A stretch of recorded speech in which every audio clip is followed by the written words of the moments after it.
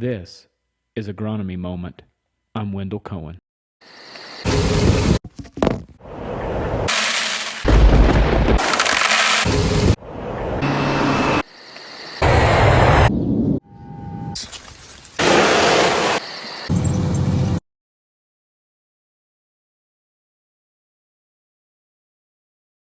We are ready to dive into this segment here on ALS chemistries. And the reason that kind of inspired this, we might do more on chemicals as time goes on, but I wanted to talk a little bit about ALS chemistries because this is the time of year when it's a good time to use this technology. Right? Yes. When we get into spring and summer, we start running into resistance levels that the weeds have to some of these, and they still have a place, they have a use. I want to talk just a little bit about the Acetolactate Synthase Inhibitors and why resistance occurs. I've studied this for a long time. Like, this is a topic I've looked at for a long time. And I'll just confess, as I'm a fairly ignorant person when it comes to chemistries, but I've learned a lot in the last 2 weeks, so I do know a little more than I used to. Yeah, I wouldn't have ever known the way you rolled through that. Through the name. Thank you. ALS. Thank you. Good job. So we're going to dive into why resistance occurs, what we cannot control, and how we can improve weed control based on the things we can utilize. So, Celena, talk a little bit about resistance and relates to why these herbicides have a weakness here. Yeah, so thinking specifically about ALS and how long we've used them, the methods of which we use them, how long we have relied specifically only on ALS chemistries, that is leading to some of the problems that we have. So I think that kind of gets into a little bit of the last bullet point. So I don't want to really jump ahead there too awful much. But a lot more research has been done to kind of shed some light on just resistance in general, but ALSs. You're right, and so like we talked about this first one, I talked about the resistant plants were found infrequently before herbicide use. So it wasn't like it was common, but there are plants that are naturally in the wild. They naturally resist this, and the way ALS inhibitors work, this side of action is it targets a certain specific enzyme, as the name alludes to, the acetolactate enzyme, and this enzyme is responsible for amino acid production, which is very, very critical to a plant's membrane structures inside its leaves and its whole plant structure, period. Physiology. It's physiology. There you go. That's a good, better terminology. That sounds a little more professional. That's more better. So what happens with these chemistries in particular is when that substrate, which I think is an ammonium substrate, lands into this enzyme, it converts it into, am I correct in that? Is it converts it into an amino acid, ultimately? Yes. Anyway, this particular enzyme seems to have a really good way of being able to resist. It can, with a small genetic mutation, it can no longer receive this chemistry. And then it's game over as it relates to spraying. And like you just mentioned, and what we're coming up to is we're talking about how many ALS chemicals are out there on the market today. When that enzyme resists, let's say, one of these chemistries, like Harmony, or I'm just going to throw out, some sort of chemical, it tends to resist all of them. It tends to not receive any of them. And so, because of how many chemistries we have, we find that mutation, I guess, it starts to resist them all.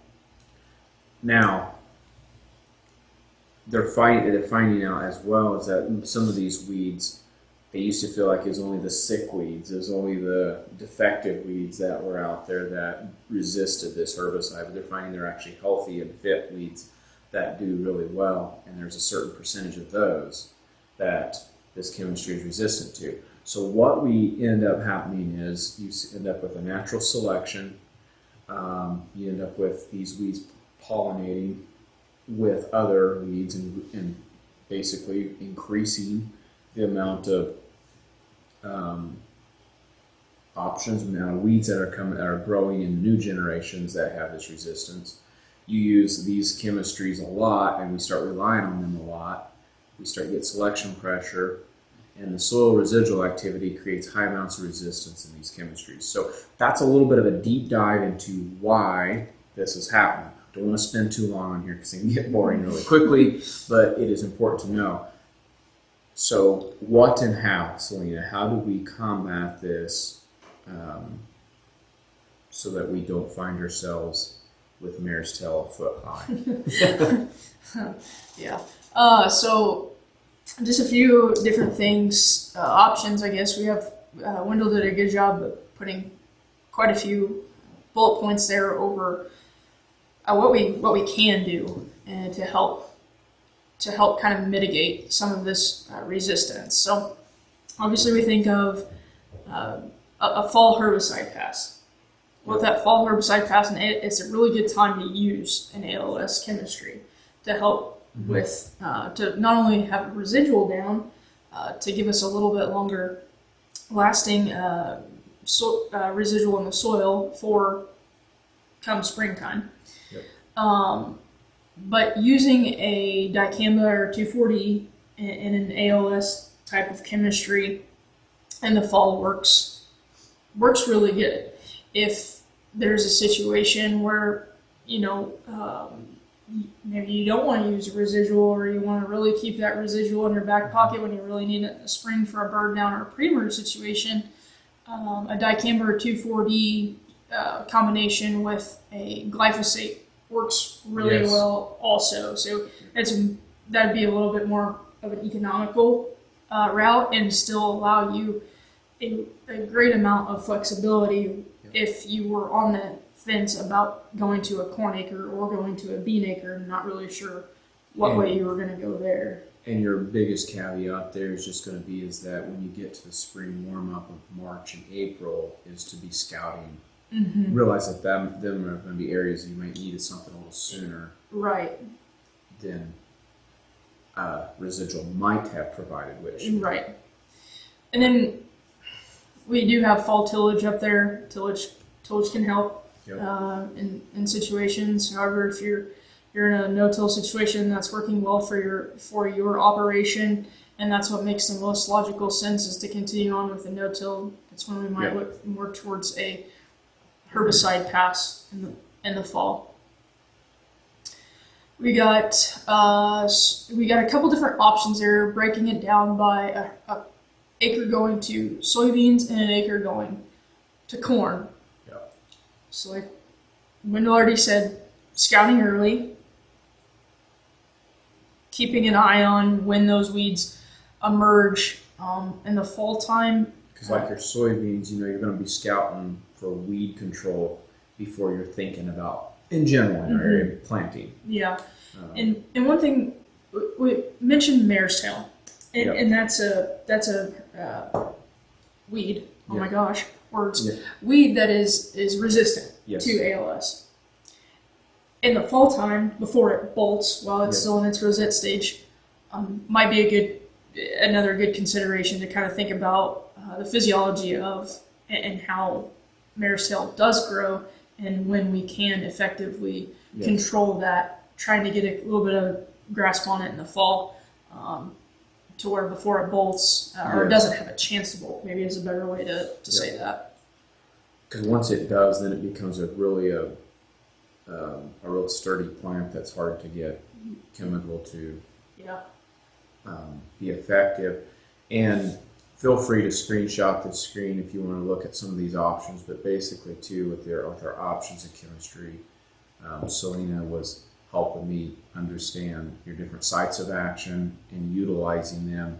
And depending on your weed pressure, we can help you design a weed pack or a herbicide package and system that can work really well for your operation and keep your sites of action mixed up, especially as we get into spring. Yeah.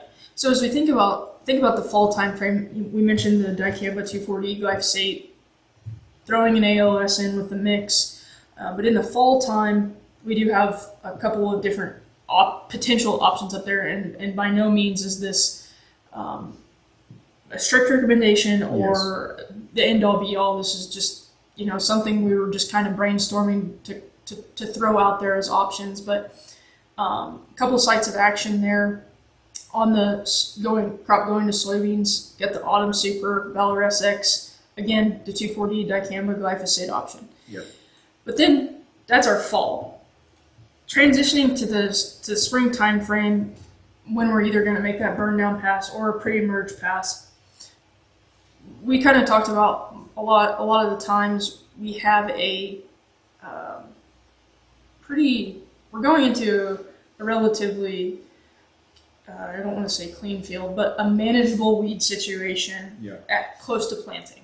So that pre-emerge time frame where we can use, we can still use an ALS, but don't only use an ALS. Make sure we're using multiple modes of action on that acre in the springtime with an ALS and maybe a PPO or a dual, something that is going to provide us another mode of action and more soil residual activity that we're going to need. I just have to think is that, a soil plow is probably not the best tool for applying this, so somehow it's snuck in here.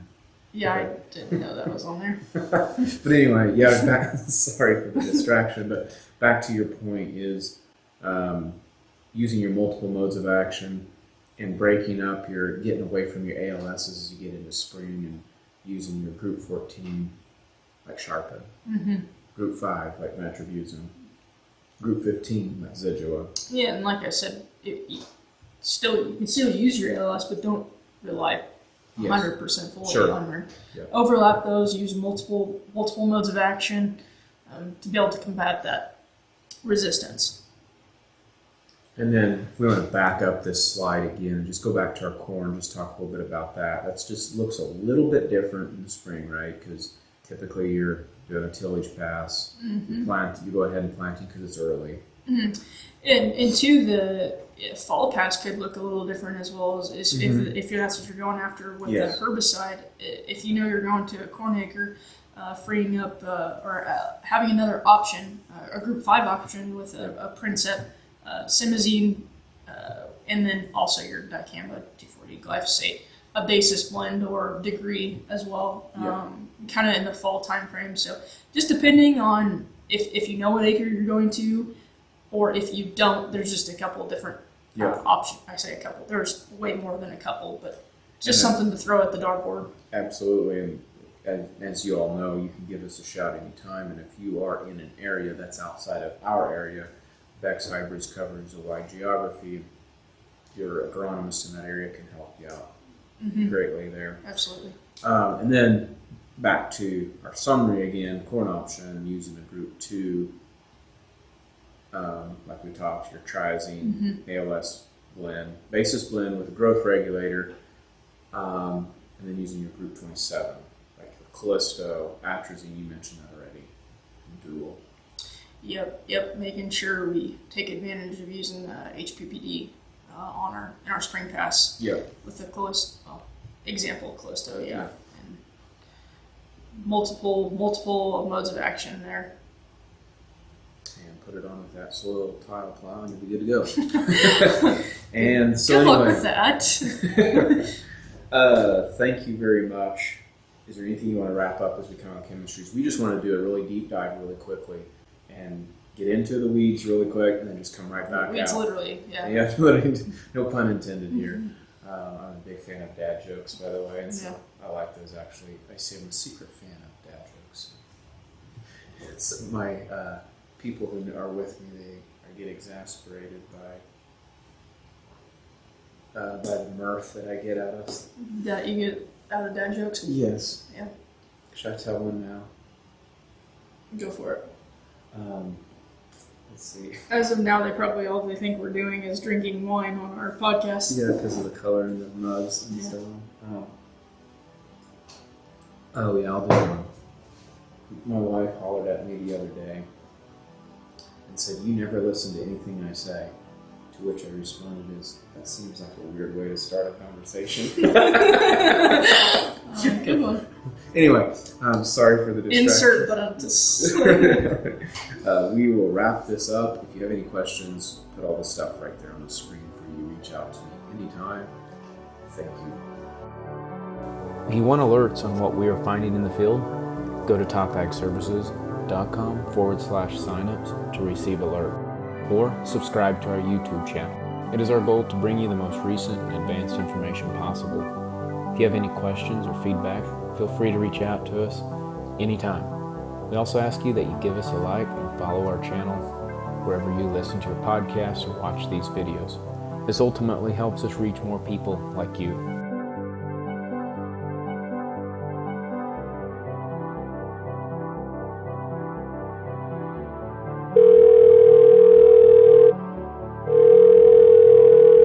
Hello? Hey, this has been Wendell Cohen, your show host. Thank you to all who made this show possible.